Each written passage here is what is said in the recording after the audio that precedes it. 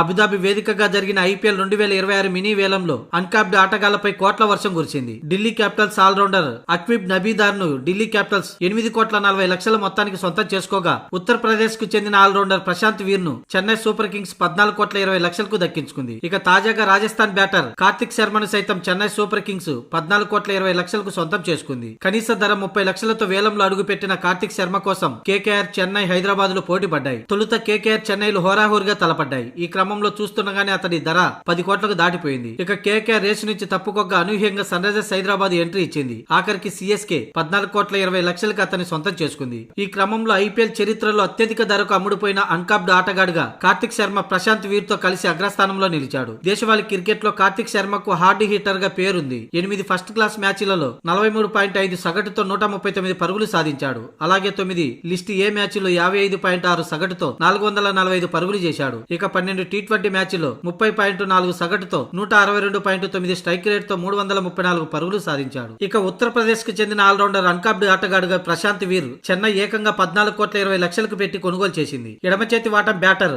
Left arm spinner అయిన ప్రశాంత్ వీర్ 30 లక్షల కనీస ధరతో వేలంలోకి అడుగుపెట్టాడు. అతడి కోసం ఫ్రాంచైజీలు లక్నో, ముంబై, రాజస్థాన్, సిఎస్కేలు పోటీ పడ్డాయి. చివరికి సిఎస్కే జట్టు 14,20,00,000 కొనుగోలు చేసింది. దేశవాళీ క్రికెట్ లో ప్రశాంత్ వీర్ గొప్ప రికార్డేం లేదు. 2 ఫస్ట్ క్లాస్ మ్యాచ్లు ఆడగా 7 పరుగులు చేయడంతో పాటు 2 వికెట్లు తీశాడు. 9 టీ20 మ్యాచ్లు ఆడగా 112 పరుగులు చేయడంతో పాటు 12 వికెట్లు సాధించాడు. అయితే అతడు ఉత్తరప్రదేశ్ టీ20 లీగ్ లో ఈ మధ్య మెరుపులు మెరిపించాడు. ఈ క్రమంలో అతడి కోసం ఫ్రాంచైజీలు పోటీ పడ్డాయి.